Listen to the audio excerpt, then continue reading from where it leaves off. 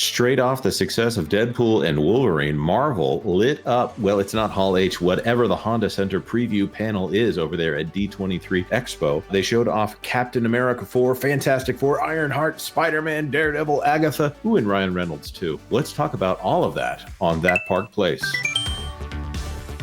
Hello, I am Jonas J. Campbell, an investigative reporter for That Park Place, and here with me is a secret citizen of the Serpent Society, Mr. VashSky. Vash, did you know that you are the villain of Captain America 4 and almost the villain of Captain America 3? Oh, I did not know that. I really wish I was in Captain America 3. I don't want to be in Captain America 4. I don't know. Captain America 3 is a little bit overrated. I'm just going to point that out. It ended up being like Avengers 2.5 or something like that. In order to serve the larger MCU narrative, they robbed Captain America of his proper arc in order to put it in other movies, in my opinion.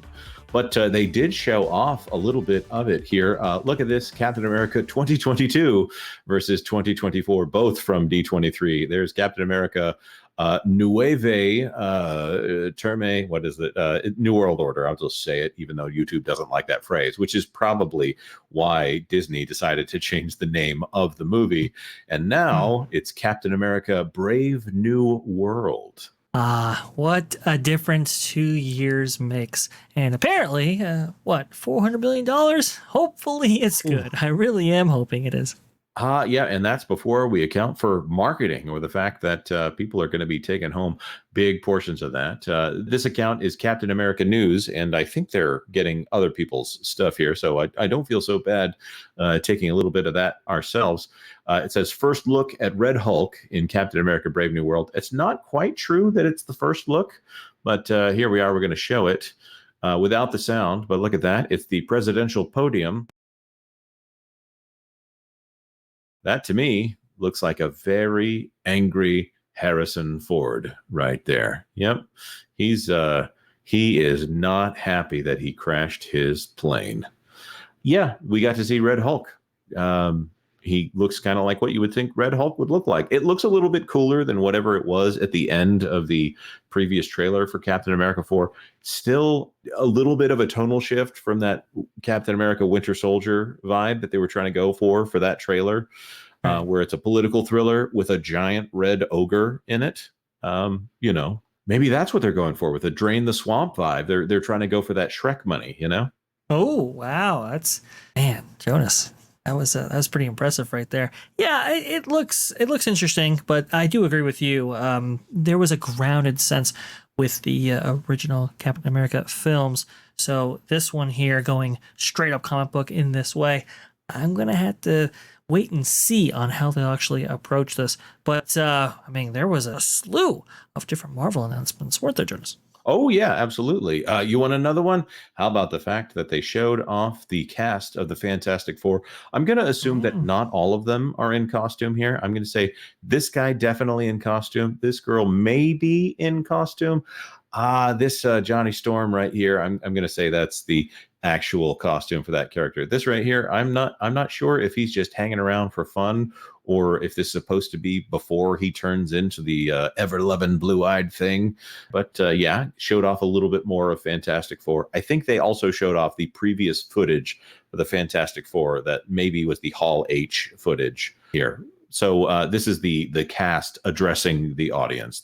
I think this is this supposed to be done filming at this point? Judging by the footage that they showed, it's been filming for quite a while. If it's not done yet, that is. It looks like this thing is in the can, so to speak. Not in terms of visual effects work, obviously, but I'm pretty sure principal photography is done. There was a lot of footage to be shown.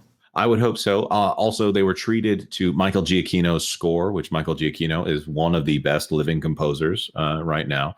He's the guy that can carry on that John Williams spirit, in my opinion. Just go check out his score for Star Trek 2009 and the Starfleet anthem or whatever that plays over the title cards for that one.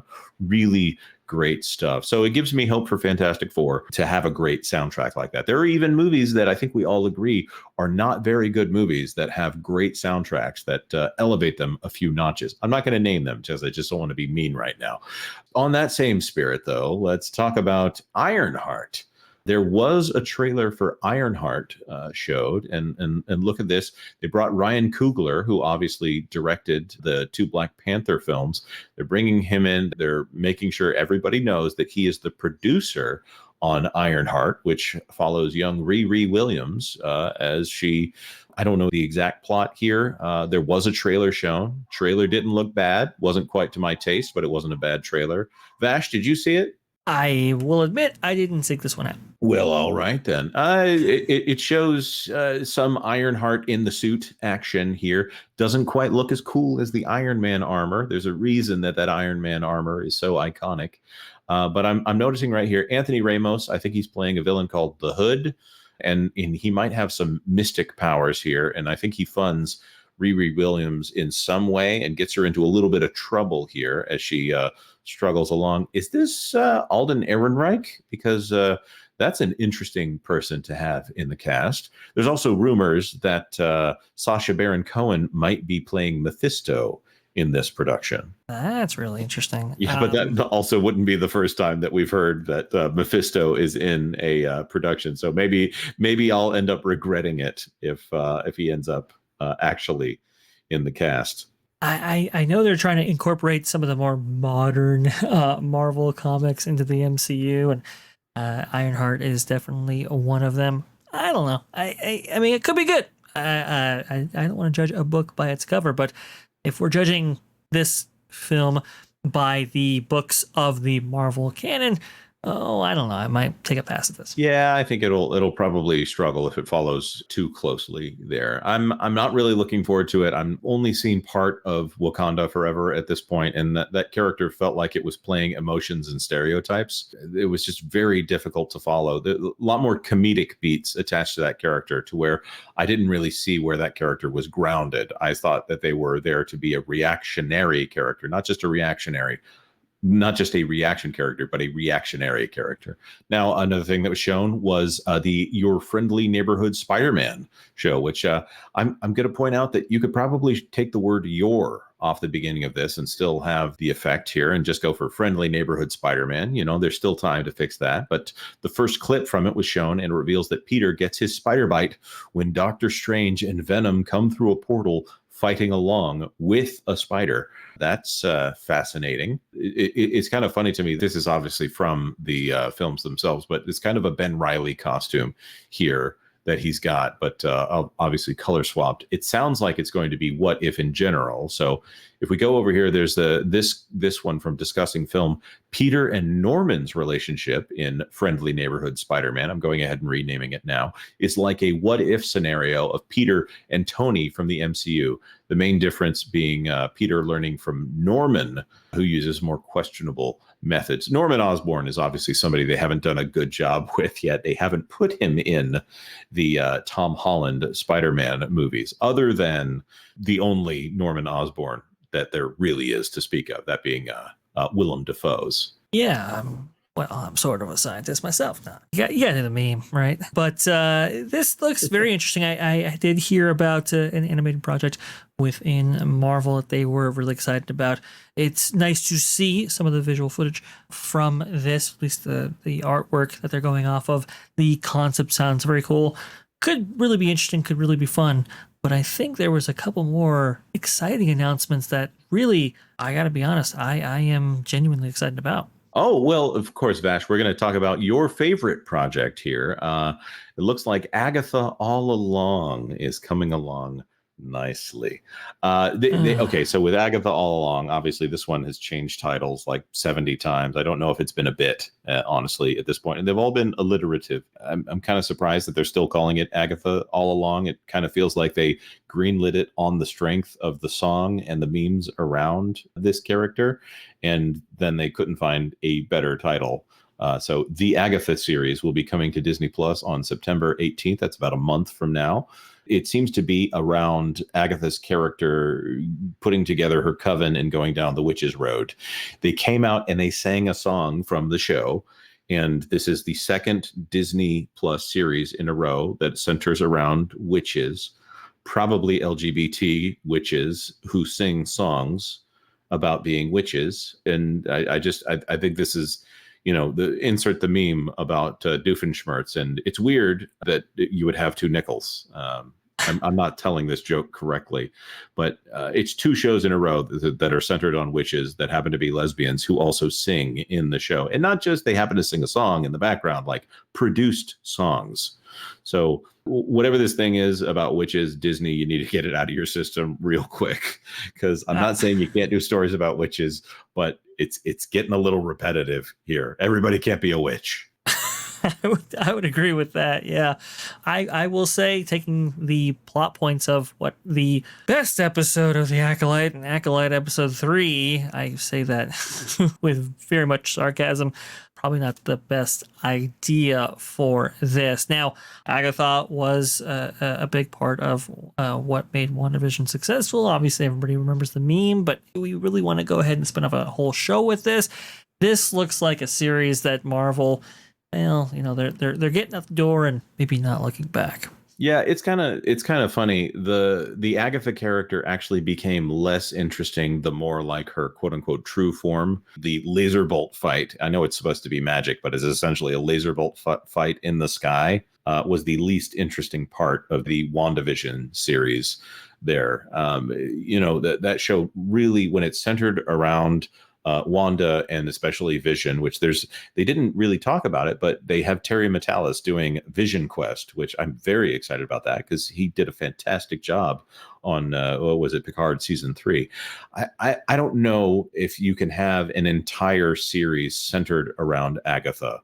Also, the parts of WandaVision that very specifically centered on Agatha's origin, again, not the most engaging part of that show. It's okay to have a side character sometime. They did this to Jack Sparrow a little bit. He was better as the side character who could just come in and blow the story up, as opposed to being the central character of the later Pirates films here. So, maybe it's okay to leave people as side characters and have them be loved, is the way I'm going to say that. Now, what I think you might actually have been referring to is Daredevil. Here's a tweet from Vincent D'Onofrio, a nice little news outlet there. March of 2025, Daredevil, Born Again. Look at that. You got Charlie Cox, you got John Bernthal, I think Karen Page, if that's not the name of the actual character, Eldon Henson, and there he is, Vincent D'Onofrio, otherwise known as the guy who goes sugar in Men in Black. No, I'm just kidding. Obviously, Vincent D'Onofrio, amazing actor who put in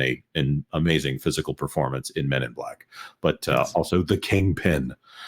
There was a preview for Daredevil shown. We're not going to show it here because we don't want to get struck for Comic-Con footage, essentially, but the preview did look pretty good. It was very reminiscent of the original Daredevil, and it sounds like they've done a lot to make this show good. Yes, we've heard a lot about it behind the scenes, that they've scrapped the whole thing and then kind of going back to the drawing board. A page one rewrite, I think, is the terminology that we heard associated with this. We have seen Daredevil and the characters of Daredevil implemented in other shows, obviously, Echo and She-Hulk, and it's been a mixed bag, that's for sure, but it looks like they are trying to get back to basics with this one. The footage that was shown was very evocative of the Netflix series. Obviously, John Bernthal being attached to this project, being the Punisher, all things that I am optimistic about. And here's the thing about this whole Marvel section of this D23 event that took place here. I think it's the only studio that has recognized and understood its issues, its flaws, its problems, and is looking to do something about it. I understand there's not so great things attached to a lot of these Marvel announcements. I get that. I understand that.